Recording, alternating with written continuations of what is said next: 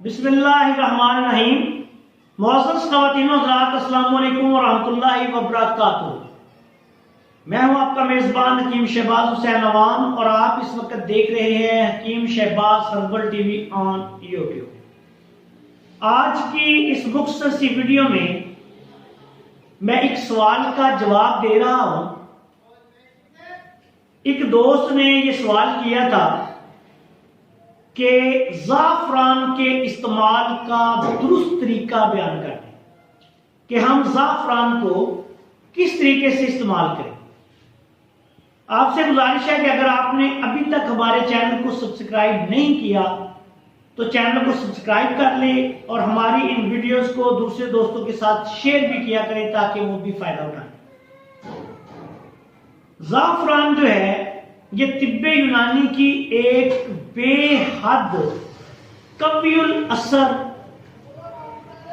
دوا ہے۔ طب یونانی کی جو بہت بڑی بڑی ادویات ہیں ان میں ایک زعفران بھی ہے۔ قدرت کا ایک انمول تحفہ ہے بنی نوع انسانیت کے لیے۔ اس کا درست استعمال سب کو جاننا چاہیے۔ سب سے پہلے یہ ہے کہ آپ اعلی کوالٹی کا زعفران بازار سے خریدیں۔ زعفران جو ہے وہ اصلی ہونا چاہیے۔ مارکیٹ میں اکثر 2 نمبر زعفران لاہور میں نے بہت زیادہ دیکھا ہے کہ گل قصمبا کا جو زیرہ ہوتا ہے اس کو زعفران کے نام سے بیچا جا رہا ہوتا ہے، جو قطن زعفران نہیں۔ گل قصمبا ایک پودا ہوتا ہے، بڑا ہوتا ہے۔ زعفران کے پودے چھوٹے ہوتے ہیں، ایک زرد پھول آتے ہیں اور ان پھولوں کا جو زیرہ سا ہوتا ہے جس کو آپ کہہ سکتے ہیں کہ اس کے تنکے ہوتے ہیں، وہ بھی زعفران کی طرح کے ہوتے ہیں لیکن وہ زعفران ہرگز نہیں۔ اس کے بعد زعفران نکلی مارکیٹ میں ملتا ہے بنا ہوا، جو یہ پلاسٹک کے ٹکڑوں کو رنگ کر کے یا چھلی کے بالوں کو رنگ کر کے پھر ان کی کترائی کی ہوتی ہے۔ مارکیٹ میں یہ بھی ملتا ہے، وہ بھی بالکل فضول بلکہ مضر صحت ہے۔ کسی قابل اعتبار پنساری سے خالص زعفران خریدیں۔ زعفران ایران سے آتا ہے، بہت اچھا آ رہا ہے آج کل۔ اس کی کئی قسمیں ہیں۔ زعفران ایرانی ہے، زعفران اسپین سے آتا ہے، زعفران کشمیر سے آتا ہے، ایک زعفران سپر نگین کے نام سے آتا ہے۔ بہرحال آپ نے جو بھی زعفران لینا ہے اچھی کوالٹی کا زعفران لیں، اس کو تھوڑی سی دھوپ لگائیں، اس کے بعد چھوٹی جو گرائنڈر ہوتی ہے مسالے والی اس میں ڈال کے باریک پیس لیں۔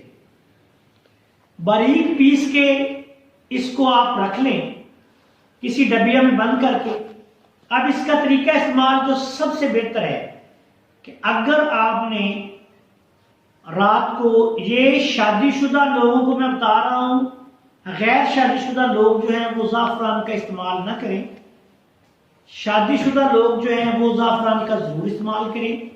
اس کے علاوہ جسمانی دردوں میں مبتلا مریض، لو بلڈ پریشر کے مریض، گینٹھیے کے مریض، جن کو کمزوری ساتھ بہت زیادہ ہوتی ہے، اس کے علاوہ تمام تر سرد سے لے کے خشک سرد تک بلکہ خشک گرم تک بھی لوگ جو ہیں وہ زعفران کو استعمال کر سکتے ہیں۔ مزاج کے اعتبار سے زعفران گرم خشک ہے۔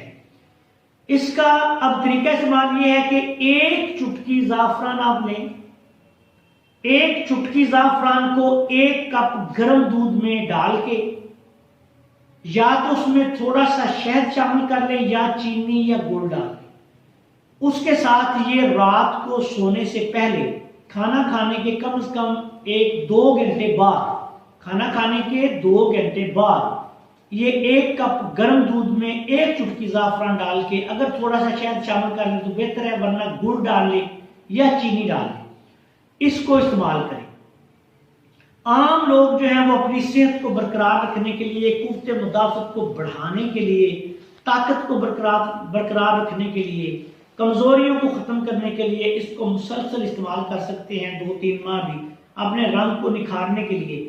جو لوگ زیادہ بیمار ہیں وہ دن میں 2 دفعہ بھی، صبح و شام بھی اس کی 1 چٹکی لے سکتے ہیں، لیکن عام طور پہ عام بندے کے لیے 1 چٹکی زعفران کا پاؤڈر 1 بڑے کپ تقریباً چھوٹے گلاس دودھ میں ڈال کے پینا بے حد مفید ہے۔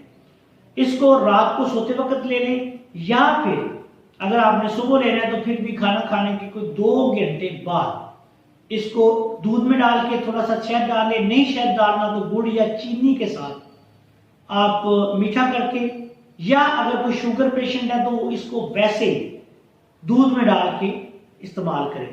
یہ اس کا درست طریقہ ہے، لیکن کھانا کھانے یا کھانا کھانے کے کم از کم 2 گھنٹے بعد، تاکہ کھانا بھی ہضم ہو جائے یا ہضم کے بالکل قریب پہنچ چکا ہو، اس وقت آپ اس کو استعمال کریں۔ انشاءاللہ تعالی اللہ کے فضل و کرم سے یہ اپنے پورے ساتھ آپ کو دکھائے گا، اور کمزوروں کے لیے یا جو لوگ اس کو استعمال کر سکتے ہیں ان کے لیے بہت ہی مفید اور لاجواب دوا بھی ثابت ہوگا، اور اپنے فوائد بھی مکمل طور پہ ظاہر کرے گا۔ آخر میں اس دعا کے ساتھ آپ سے اجازت چاہتا ہوں کہ اللہ تعالیٰ ہم سب کا حامی و ناصر ہو۔